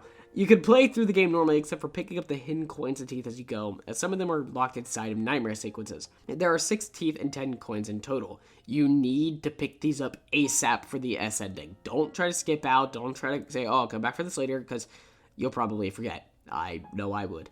On top of that, you need to play the most moral Victor imaginable. You need to be nice to every NPC, and most importantly, do not give the man in the basement the rope. This will end your run and lock you out of the S ending. I did this to myself, and I lost 2 hours of my life just sitting there like, oh my god, I almost beat the game, but then I gave the guy the funny rope. Uh-oh, whoopsies. The first strange coin you'll be able to pick up is behind the statue outside of Lord Steinrot's office, while the first tooth is in the basement bathroom sink. You'll continue to play the game regularly without giving the man in the basement the rope. In the dungeon, you can find another strange coin in the Hell Spelling Blocks room. The man in the basement has disappeared without the rope. Good job! Yay! The second tooth is in the first nightmare sequence of the red growths at the top of the first bed right here. The third will be found behind the monster statue next to the code. Remember how I mentioned this tooth, 30 pages ago? See, I didn't lie. My pinky promise held up. In the gardens, you can head to the southeast and pick up a stick from the ground, which will be useful for acquiring the strongest melee weapon in the game. Even better than my beautiful, beloved axe. By typing the code from the painting into a cabinet behind one of the first doors you can open after gaining the moon key, you could acquire the musket stock. In the room with the ghoul and the red triangle, you can find the 4th strange coin on this nightstand. Inside the piano man's room, there's a pink origami bird you could pick up for later. And to make the man happy, you could go to the sewing room, rip off the pedal from that piano, and give it to him, and he will be eternally grateful. And just, you could play his tune now. Yay! Good for him. Good for bro. One of the 3 guys in Grau Hill to get a happy ending. Oh my god. In the second nightmare sequence, you'll be able to find your next strange coin down this corridor. The same one that the fly spreader spawns from. You'll play regularly until you acquired the Oruboros key. And there are so many doors I didn't even consider opening the Oruboros key with on my first playthrough, but now we can uncover more truths in Grau Hill. 1 second before we continue. Now that Edmund has unlocked the front door of Grau Hill, you can now grab the 6th coin from the fountain in the gardens. See, dropping the coin in the fountain at the start did matter. I never lie to you, Snookums. In the garden, we can speak with the schizophrenic woman from the real gardens, M. She expresses her desire to fly and be free from the chains of Grau Hill, but she finds herself still drawn to the light, and it's too powerful to resist its call, and she's just like a moth, like the piece that she wrote inside of the axe save room. From the moon room and the crack in the wall, and by running to the far left door, you'll be able to unlock a series of more doors. It's that fast and easy, and frankly, a vulnerability like this is inexcusable. The door immediately ahead contains the sad answer to something you've probably been assuming about Roderick. The man who has been obsessing over finishing his book. He killed his son for more ink, which you can sadly pick up.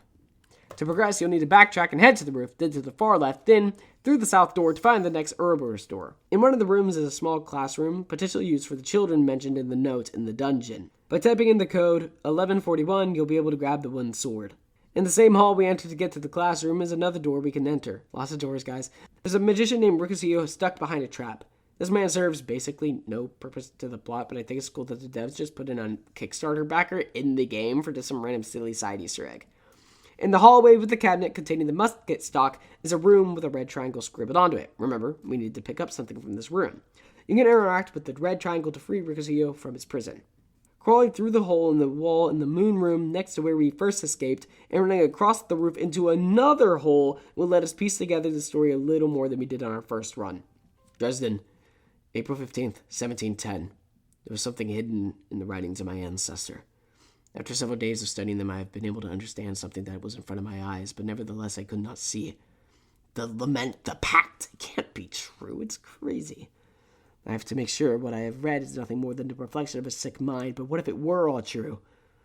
I could restore the glory to my lineage, or found my own legacy.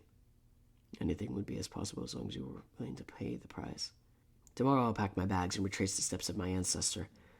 I have to see with my own eyes what he saw. Only then I'll know if it's true or if I've succumbed to madness like him. Hartmut Steinrot. Hartmut, now here in this note, is actively succumbing to the madness that the lament brought upon him. His motivation for creating a legacy is clear, but not clear enough to make a judgment if this is truly what he wants or not. Even after completing 3 of the 4 endings, we're still asking questions. With the wooden sword in hand, we can now prevent the spike trap from firing by replacing the real saber with it. The saber is fast, strong, and overall the best weapon in Lamentum, even better than the final firearm, which is the musket. The top right gate in the east section of the gardens has their Oruboros symbol, and by walking through it, you'll be able to find out why we needed the rope. But before we get to that, we need to go north.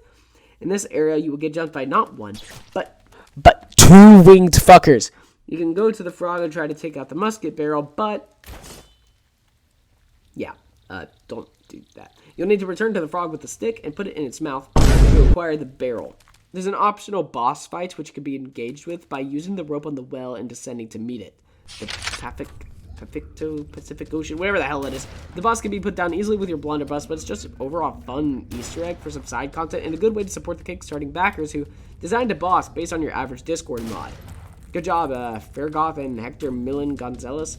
Also, you can find the mallet, weapon with insane damage, but like tortoise-like swing speed down here as well. Not really my cup of tea. You can return to your regularly scheduled playthrough and into the library where you can hand Rodri the blood-filled ink pot. Rodri will remember what he did to his family. Lamau. Re-entering this room will reveal that Rodri committed, I don't have any good ones. You see what he did. I don't have a good one. Sorry about that. The 7th coin is one we can get now, just by heading south into one of the save rooms and picking it up from the bottom left desk in the room. You can continue into the mirror world and pick up the 5th tooth in this bit of tendrils farthest west in the area. Only one more tooth to go. In the mirror world graveyard, you can use the origami dragonfly from earlier on this very similar looking grave to have a cute cutscene where it comes to life and flies around the grave. This is another tribute to a Kickstarter backer. From here, you can head right north at the intersection, then into this tomb and over to this table to pick up the 8th coin. Almost there. Above this gravestone and to the northeast, you'll find an open grave with flowers next to it. Looking at the info will inform you that what you were likely thinking is the truth. The ring is Alissa's. Alissa was right at the start. You never had the wedding ring. Southeast of the dragonfly grave is where you could get the pin for the musket. You can then combine them as soon as you want, and it is a fantastic weapon. Stronger than the blunderbuss with more range and a quicker reload. The saber and the musket are kind of your endgame weapons in my personal setup that I like to go for whenever I play Lamentum. You can also find a peculiar green tea that heals you like laudanum and serves no other purpose other than to probably just be another tribute to a backer. Obscure Tales really appreciate people that give them money. That's based. I didn't find this save room in my first playthrough within the crypt, but there is a note on the table for more info on the family lore of the crypt and the secrets within. The misshapen bones and hideous skulls are silent. They warn me. I mustn't make the same mistake. No one should open the crypt. The horrors I have seen there must remain hidden forever. I don't really know who wrote this, but we're just gonna, kind of ignore it for now. The tooth I talked about earlier being behind the fly spreader, well, yeah, just go ahead and, all done with the teeth collection part of the game, and now we just need to find the remaining 2 coins.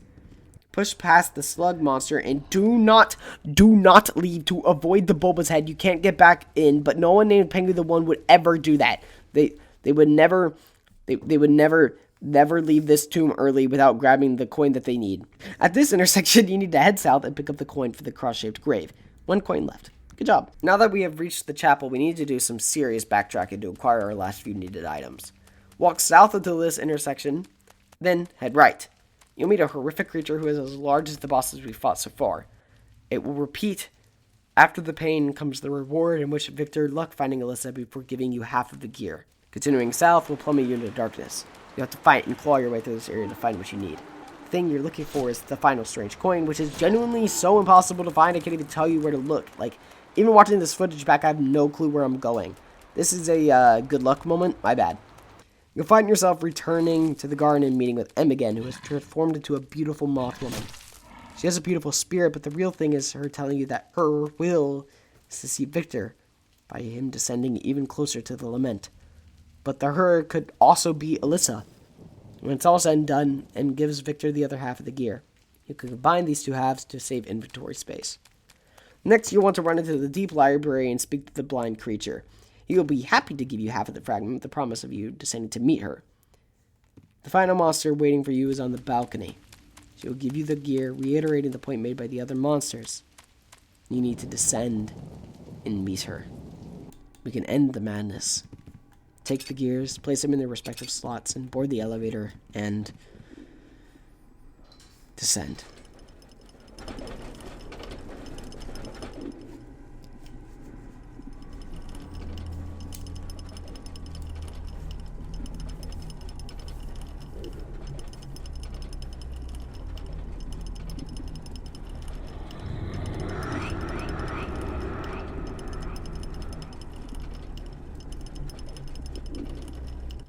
You'll be surrounded by splotches of blood in the void. At the end of the path is you. The lament doesn't mind having Victor as hers. Victor accepts this, as long as Mary and Alissa are free from the nightmare.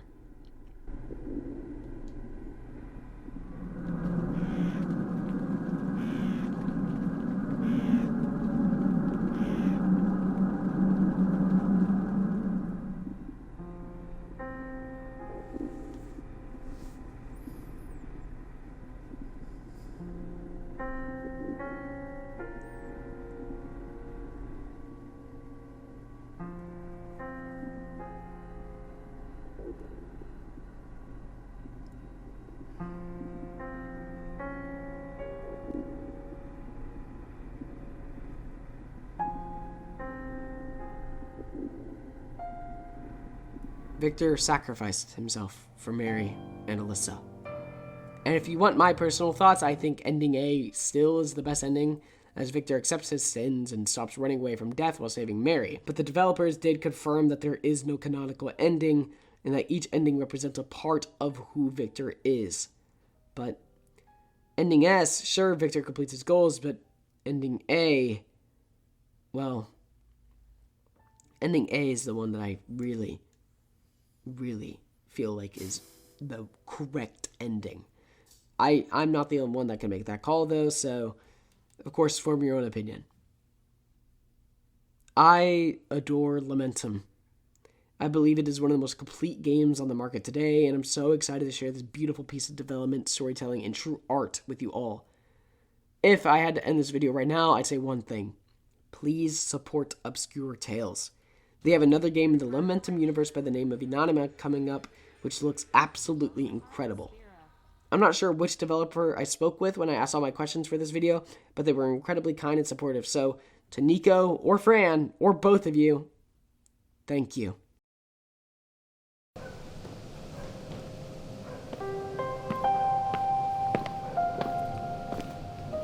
This part of the video is completely unscripted, but I only have a minute and a half to tell you everything that I want to tell you. So first of all, thank you all so much for watching. I appreciate everybody that made it this far, and for you guys, I hope you guys like this longer form content because I had a blast making this video. And of course, to the team that made Lamentum, thank you so much for answering all my questions I asked and being honestly incredibly supportive throughout this entire project. But the end of the day, the main question is, why Lamentum? Why make a video on Lamentum when there's plenty of other games to make videos on? And it's because Lamentum does something that most survival horror games don't do. See, Lamentum is a game that makes you feel fear, just like every other survival horror game, and plenty of it, but Lamentum does something that I don't think a lot of games do. And that's by telling Victor's story so artfully, so perfectly, so wonderfully told that even Edgar Allan Poe or other Gothic writers and artists would be proud of it. Lamentum makes you, through Victor's story, learn what it means to lament. And that's the best thing the game does.